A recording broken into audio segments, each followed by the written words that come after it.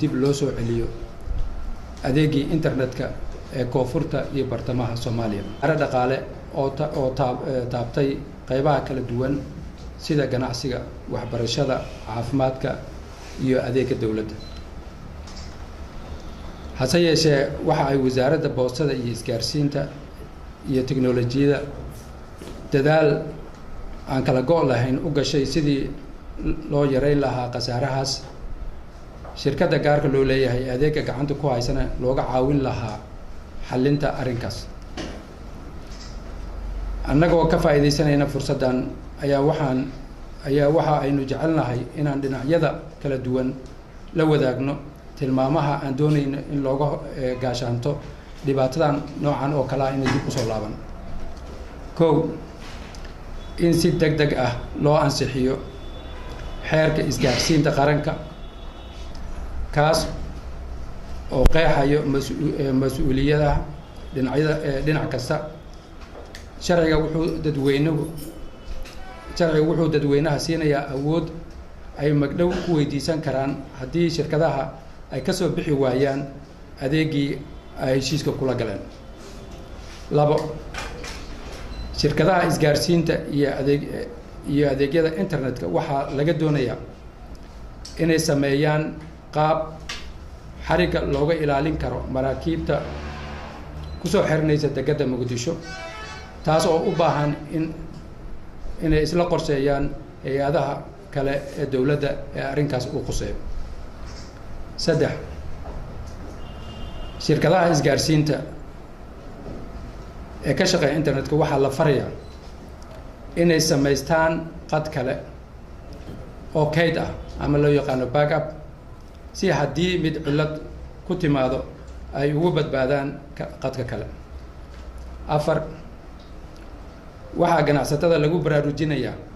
in ay dalka ka furan tahay fursad ganacsi oo ay ku maalgashan karaan xarko kale.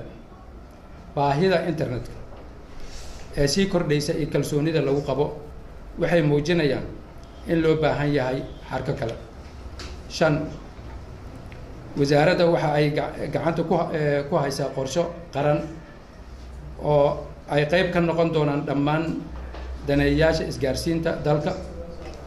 kaas oo damaanad qaadi doona helitaanka isgaarsiin tayo leh, la isku halayn karo, oo la awoodi karo, kuna baahsan dhammaan dalka oo dhan. wasaaradda boostada, isgaarsiinta iyo tiknoolajiyada waxay ugu dambeyn shacabka Soomaaliyeed ugu mahad celinaysaa dulqaadkii ay muujiyeen muddadii uu maqnaa qadka internetka. waxaan rajaynaynaa in haddii la fuliyo tallaabooyinkaas aan kor ku soo xusnay in laga gaashaaman doono inay soo noqdaan ciladan oo kale. waxaan kaloo aan rabaa si gaar ah inaan ugu mahad celiyo ra-iisul wasaaraha xukuumadda federaalka Soomaaliya mudane Xasan Cali Khayre iyo xafiiskiisa oo si joogto ah noola shaqeynayay in hawshan dib loo soo celiyo. waxaan kaloo mahad u celinaynaa wasaaradda amniga oo ka qayb qaadatay sugitaanka markabka iyo injineerada iyo farsamayaqaanada saaran cillad bixinta qadka internetka ku mashquulsana inta biyaha Soomaaliya ay ku sugan yihiin. waxaan kaloo si gaara ugu mahad celinayaa ciidanka ilaalada xeebaha oo noo fududay inaan isticmaalno doomahooda si loo gaarsiiyo ciidamada iyo qalabka kale loo baahan yahay markabka biyaha badda fadhiya loo gaarsiiyo. waxaan kaloo mahad gaar u celinaynaa wasaaradda dekedaha iyo maamulka dekedda gacantii ay ka geysteen in hawshaas cillad bixinteeda iyo fududeynteeda ha noqoto ruqsadihii loo baahnaa oo dhan in dekedda ay isticmaalaan iyo biyaha Soomaaliya. waxaan kaloo rabaa inaan u mahad celiyo ciidamada AMISOM oo runtii ayagana qayb lixaad le ka qaatay ilaalinta shaqaalaha iyo markabkaas intii hawsha socotayna dul saarnaa gacan weyn ka geystay. waxaan kaloo rabaa in ugu dambeyntii u mahad celiyo shirkadda adeegaas oo gaarka loo leeyahay adeegaas bixisay oo habeen iyo maalin aan ka saaxanin in hawshaas si dib loogu soo celi lahaa adeegaasna ummadda dib loogu soo celi lahaa. ugu dambeyntii waxaan leeyahay dhammaan anigu ku hadlaya afka madaxweynaha jamhuuriyadda federaalk soomaaliya mudane maxamed cabdullaahi farmaajo iyo kan ra-iisul wasaarahaba aad iyo aad ayaan ugu xunnahay dhibaatada soo gaartay shacbiga soomaaliyeed ganacsatada iyo adeegyadii kale dowladda ay fidi jirtay waxaan ku dadaali doonaa insha allahu hadduu ilaah yiraahdo in qorshe midaysan laga gaaro inaysan ciladan oo kale dib usoo noqonin aad iyo aad ayaad u mahadsantihiin waxaan rabnaa inaan furno su-aalo kooban oo wariyaasha inaan siino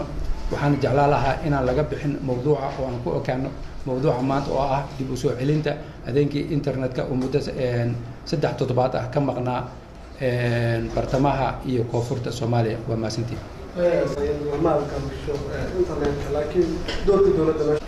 doorka dowladda waxay tahay inay samayso shuruucdii iyo nidaamintii xeer nidaamintii suurtageli lahaa in dalkan la maalgeliyo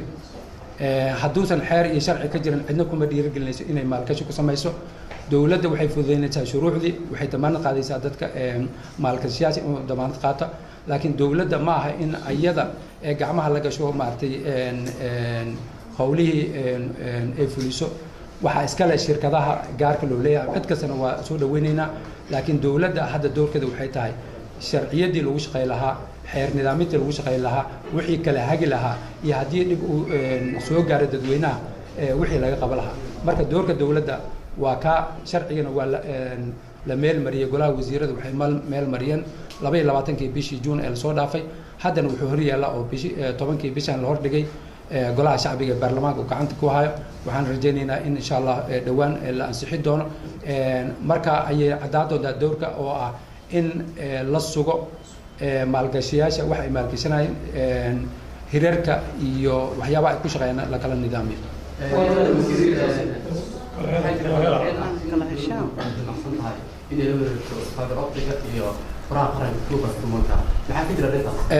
dowladda qorsheeda ma aha inay la wareegto fiber optica waxaa iska leh shirkada gaar loo leeyahay wuxuu la mid yahay shirkadaha isgaarsiinta kale dad ayaa maalgeliyey waana dhiirigelinayna maalgashigaas laakiin dowladda waxay mas'uul ka tahay furaha 252 waa hanti qaran waxay kaloo dowladda mas'uul ka tahay domainka astaanta u ah internetka ee la yiraahdo .so ama .so labadaas waxay ku cad yihiin xeerka ay ku cad yihiin waa hanti qaran ummadda ka wada dhaxaysa dowladda ayayna gacanta dib ugu soo noqon doonaan waa waxaan ka hadlayna waa furaha country code loo yaqaan ama furaha 252 iyo astaanta qaran internetka oo la yiraahdo .so labadaas waa hanti qaran waa in gacanta dowladda ay ku soo laakiin adeegyada kale ama ha noqdaan qadadka internetka fiber optica satellite-ka isgaarsiinta waxaan rabnaa shirkadaha doorkooda inay sii wadaan waana dhiirigelinaynaa waxaan u sameyn doonaa xeer nidaamiye kala nidaamiyo oo adeeg tayo leh oo la isku haleyn karo oo hufan dadweynaha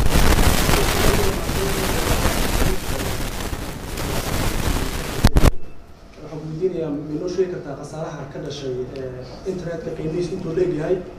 mana jiraa wax magdhow dowladdu ay u sameynayso ganacsatada khasaaro ugu gaaray runtii khasaare xoog leh ayaa soo gaaray shacbiga Soomaaliyeed ganacsatada iyo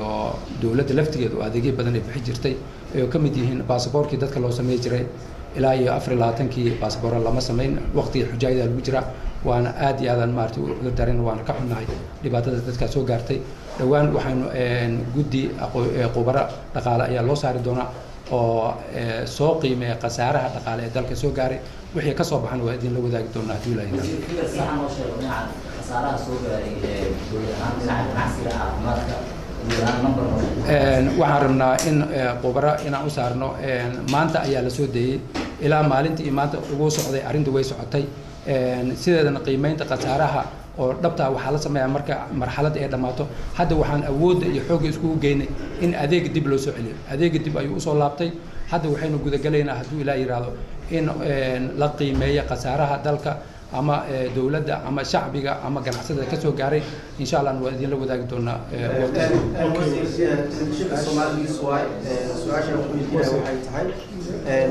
markii guuriyay fiber optica internetka dowladda gacanta ay ku haystaan markaasi go'aanka ay ka qaadanaysaa